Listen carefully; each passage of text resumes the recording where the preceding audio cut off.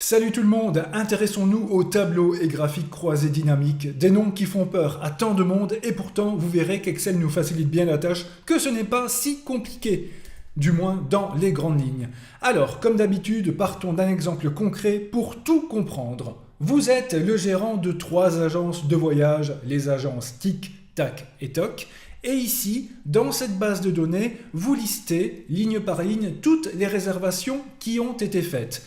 Alors ici, nous avons donc le nom de l'agence qui a effectué la réservation, quel sera le mois de départ des vacanciers, la destination, le nombre de personnes qui partiront et le montant total payé pour le voyage. Alors ici, pour que ce ne soit pas trop compliqué, j'ai limité à 4 mois et 3 destinations. Vous verrez pourquoi après. Alors, le but du tableau croisé dynamique, ce sera qu'en quelques secondes et généré automatiquement par Excel, il apparaisse pour analyser nos différentes données. Par exemple, quelle est l'agence qui a effectué le plus de réservations? Quel est le pays qui a eu le plus de succès? Durant quel mois y a-t-il eu le plus de départs? Quel est le montant total payé? Tout cela, on pourra le faire grâce à cette fonction. Alors, pour que cela fonctionne bien, n'oubliez pas de bien organiser votre table de données ici et n'oubliez pas d'ajouter à chaque fois le titre des colonnes, c'est important. N'hésitez pas à aller voir l'autre vidéo sur la base de données pour bien comprendre cela. Alors, c'est parti. Je vais sélectionner toute ma base de données préventivement, tout va bien.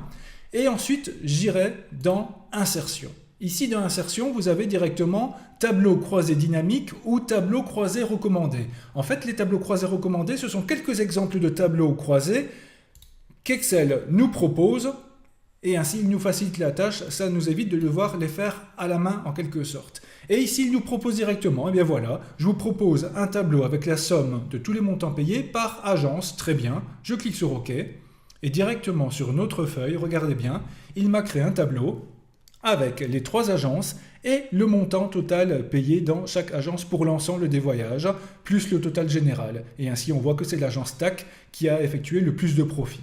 Vous voyez, cela n'a pris que quelques secondes. Allons voir ce qu'il nous propose d'autre, tableau croisé recommandé, et là il nous propose les montants payés mais par destination cette fois-ci. Et là nous voyons que le Japon est supérieur aux autres, peut-être un peu plus cher comme pays. Alors ici, par mois, et bien voilà, ici on voit que c'est le mois de juillet qui a été le plus lucratif pour nos agences. Nous avons aussi le nombre de personnes parties par destination. Là, nous voyons que 24 personnes sont parties au Japon, mais seulement 13 pour l'Indonésie. C'est génial. Ici, le nombre de personnes qui ont souscrit à telle ou telle agence. Donc là, on voit que c'est l'agence TIC qui a convaincu le plus de personnes ou les plus grandes familles. Ici, le nombre de personnes parties, mais par mois. Donc là, nous voyons que c'est le mois de juillet qui a attiré le plus de monde. Septembre, beaucoup moins par contre. Et d'autres possibilités, mais qui dans ce cas-ci ne sont pas très pertinentes. Donc voilà, je crée par exemple ce tableau-là, je clique sur OK, à chaque fois il nous crée une nouvelle feuille avec ici mes statistiques, tout va bien, c'est assez facile et je peux ainsi inclure cela où je le désire. Donc ça c'est pour la partie un peu assistée. Maintenant, si vous voulez vraiment personnaliser le tableau et faire vraiment le tableau croisé que vous désirez avec les catégories que vous désirez, alors dans ce cas-là, allons dans Insertion, cette fois-ci allons dans Tableau croisé dynamique, tout simplement. Là, il nous demande sélectionner un tableau ou une plage, donc j'avais déjà sélectionné mon tableau, mais je peux à nouveau le sélectionner ici pour qu'il comprenne où aller chercher les données. Je vais mettre cela sur une nouvelle feuille de calcul aussi, OK. Et là, voici ce que l'on a à l'écran. Nous avons ici à droite une nouvelle partie qui est apparue.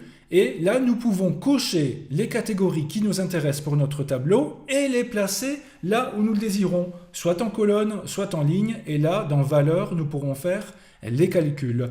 Alors, par exemple, eh bien, dans mes lignes, je vais mettre la destination. Voilà, donc j'ai coché destination, il s'est automatiquement mis dans ligne ici. J'ai de la chance. Et ce qui m'intéresse par destination, c'est le nombre de personnes qui sont parties.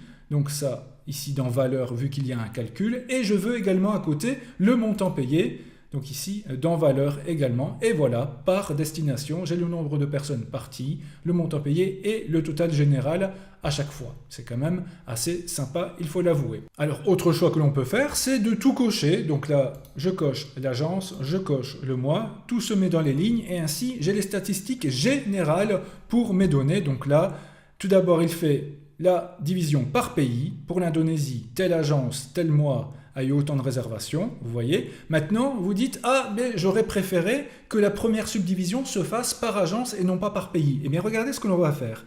Dans les lignes, nous avons destination, agence, mois. Eh bien, je vais prendre la catégorie agence, je laisse enfoncer et je la déplace au-dessus de destination. Et ainsi, l'ordre désormais se fait par agence. Et puis, pour chaque agence, nous avons le pays et le mois. Si par exemple, je veux que le mois passe avant le pays, je prends le mois, je le mets devant destination. Et là, nous avons une statistique agence, mois, pays, à chaque fois, et avec les différents totaux. Donc, vous pouvez vraiment mettre ce que vous voulez où vous le désirez. Allez, personnalisons encore cela. Par exemple, je veux mettre mes agences en colonne cette fois-ci. Donc, je vais prendre agence, je vais les placer dans colonne. Alors, si cela vous paraît trop compliqué, c'est qu'il y a sans doute trop de valeurs. Comme ici, je vais enlever valeur de mes colonnes. Et pour enlever un élément, cliquez sur la petite flèche et mettez supprimer le champ. Donc voilà, j'ai mes noms d'agence en colonne ici. Et à l'intérieur, je vais mettre le nombre de personnes qui sont parties. Donc je vais prendre nombre et je vais le mettre dans valeur pour qu'il calcule le total aussi. Je réduis un peu l'une de mes colonnes pour que ce soit un peu plus uniforme et lisible. Et ainsi, nous voyons désormais que, par exemple, pour le mois de juin, les départs pour le Japon, eh bien seule l'agence stock est parvenue à convaincre 6 personnes. Par contre, l'agence TIC est parvenue à convaincre 3 personnes de partir en Indonésie. L'agence TAC était plutôt sur la Thaïlande. Et ainsi, nous voyons vraiment tout ce que nous désirons grâce à ces différents outils de statistiques. Il faut juste placer les bons critères dans les bonnes catégories. Et à un certain moment, vous allez obtenir cela. Donc vous voyez, on n'a pas dû utiliser de formule pour calculer les sommes ou autres. Tout s'est fait automatiquement grâce à cet outil. Donc, ici, j'ai cliqué en dehors pour faire disparaître la fenêtre de droite. Si je veux la récupérer, je clique sur la première case de mon tableau et ainsi je récupère la fenêtre pour effectuer des modifications. Passons désormais aux graphiques et croisées dynamiques qui sont plus ou moins sur le même principe. Dans ce cas-ci, donc voilà, j'ai sélectionné toute ma base de données avec mes titres, insertion, et ici, j'ai dans la catégorie graphique, graphique croisé dynamique. Là, on peut faire un nouveau graphique et tableau croisé dynamique pour les deux, mais si je clique sur graphique croisé dynamique, cela fonctionnera tout aussi bien. Donc voilà, c'est bien cette base de données-là. Je clique sur OK. Et là, eh bien, on revient à cette fenêtre-là. Donc, par exemple, ici, dans mon graphique, ce qui m'intéresse, c'est d'avoir à la base le nom des agences. Voilà, donc je vais les mettre en axe. C'est parfait. Donc, agence. Et j'aimerais voir le montant payé pour chaque agence. Donc là, je vais mettre montant payé dans les valeurs. Et ainsi, directement, j'ai mon graphique avec le nom de mes agences en bas des colonnes. Et ici, on voit que l'agence TAC a été la plus lucrative par rapport aux autres. Donc vous voyez, et je peux gérer cela comme un véritable graphique.